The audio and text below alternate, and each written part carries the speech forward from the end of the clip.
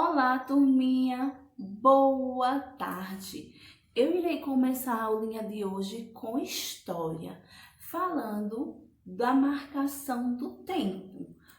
Como nós iniciamos essa aula semana passada, eu vou fazer outra revisão para que vocês possam entender melhor.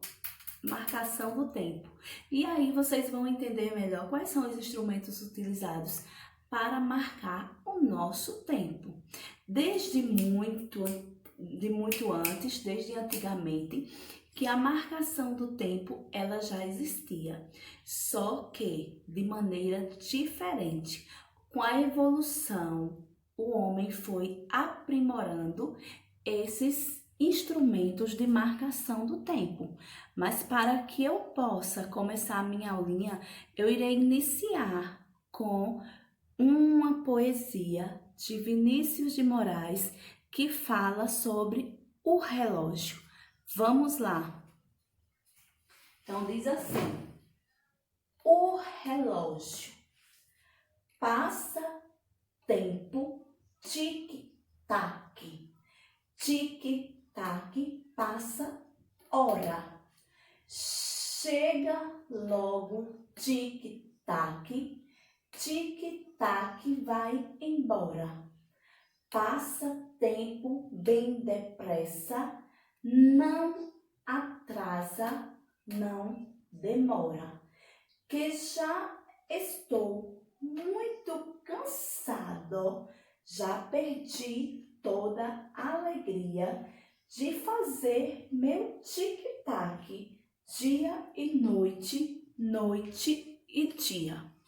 Como vocês já sabem, o gênero poesia e poema, eles se destacam ou se diferenciam dos demais gêneros, porque ele trabalha com o ritmo musicalizado, com as linhas curtas e na maioria das vezes eles se dividem em estrofes, que não foi o caso desse, mas se dividem em estrofes.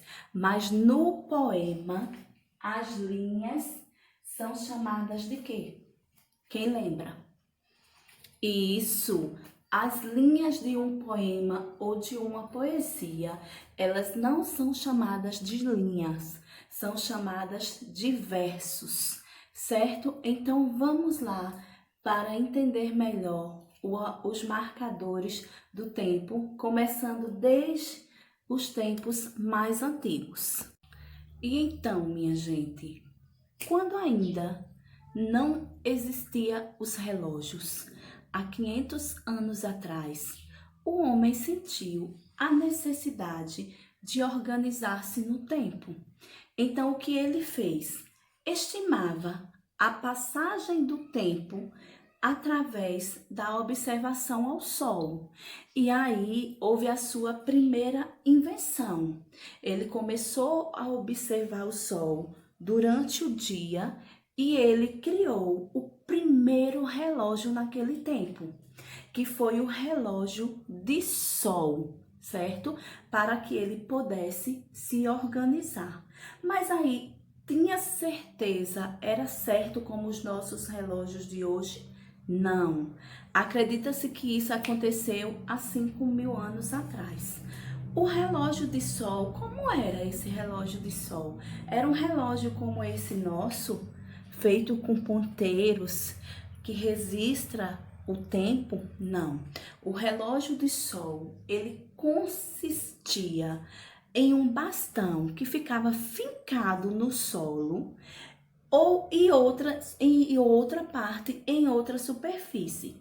A passagem do tempo por meio do relógio do sol era calculada de acordo com a mudança da posição da sombra projetada nesse bastão que ficava fixada ao solo, certo? Então, se tinha essa margem de mais ou menos que hora era. O relógio de sol foi aperfeiçoado com o passar do tempo. e recebeu marcações que conseguiram facilitar a leitura das horas. Logo depois, o que aconteceu? Logo depois, criou-se o crepicida, ou relógio de água. Foi um dos primeiros sistemas dados pelo homem para medir o tempo. E o que é esse relógio de água? Trata-se de um dispositivo movido pela água que funciona por gravidade da água, no mesmo princípio da ampulheta de areia. Ela vai ter que ir caindo ali a água, igual a ampulheta, certo? Para que eles pudessem marcar o tempo. Isso há muito tempo atrás. Só que, com o tempo, a gente viu que o homem foi aperfeiçoando esses instrumentos de medida do tempo.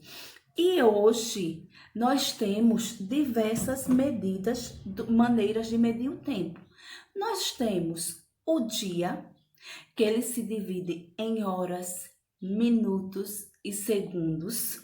Nós temos o relógio, que nós utilizamos, e hoje nós temos aqueles relógios mais modernos, né? Tipo esse relógio aqui, que ele tem dois instrumentos principais de medidas, que são os ponteiros da hora e o ponteiro dos minutos. Esse é o chamado relógio de ponteiros ou relógio analógico. E nós temos o relógio de pulso e temos o relógio de parede nesse formato aqui. Temos também os relógios chamados relógios digitais, que são aqueles muito utilizados pelas crianças, que são aqueles utilizados nos painéis de carro, né, que ficam expostos em painéis. Por quê? Eles trazem os letreiros das horas. Então, as crianças sentem mais facilidade de aprender nos relógios chamados relógios digitais, certo? E temos o calendário, que se divide em meses, em ano, dias da semana e as datas, né? Por exemplo, hoje é quanto do mês? Hoje é dia 16. De que mês? Que mês nós estamos? Do mês de junho. E de que ano? 2020. Então, por que essa importância de trabalhar os instrumentos de medida do tempo? Porque é uma necessidade nossa, é uma necessidade humana. O homem, nós, precisamos medir o tempo a todo instante, pois quando nós marcamos um aniversário, nós marcamos data, marcamos horário e precisamos organizar isso em relógios e calendários. E muitas outras atividades da nossa vida estão voltadas para a marcação do tempo. Se eu vou ao médico, eu preciso da marcação do tempo. Eu preciso saber o dia, a hora, o mês, se for uma consulta de rotina. Se for um caso que aconteceu, que eu adoeci de imediato, eu não vou precisar marcar. Mas eu me organizo para fazer uma viagem. Eu tenho ali a marcação do tempo de quando eu vou fazer aquela viagem. Então, é interessante que a gente comece a entender a importância dos instrumentos que medem o nosso tempo. E nós temos dois instrumentos principais, que é, quem lembra? O relógio e o que mais? O calendário. Eles são instrumentos principais para a medida do tempo hoje, tá certo?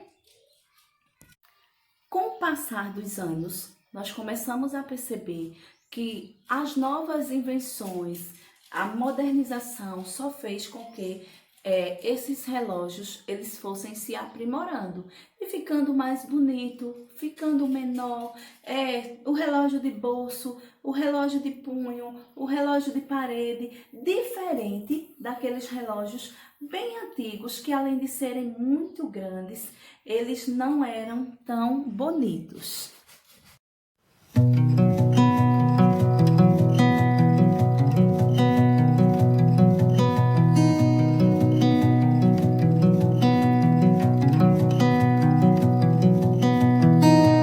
We were riding down the hill. Summer breeze came from the sea. Nighttime dances color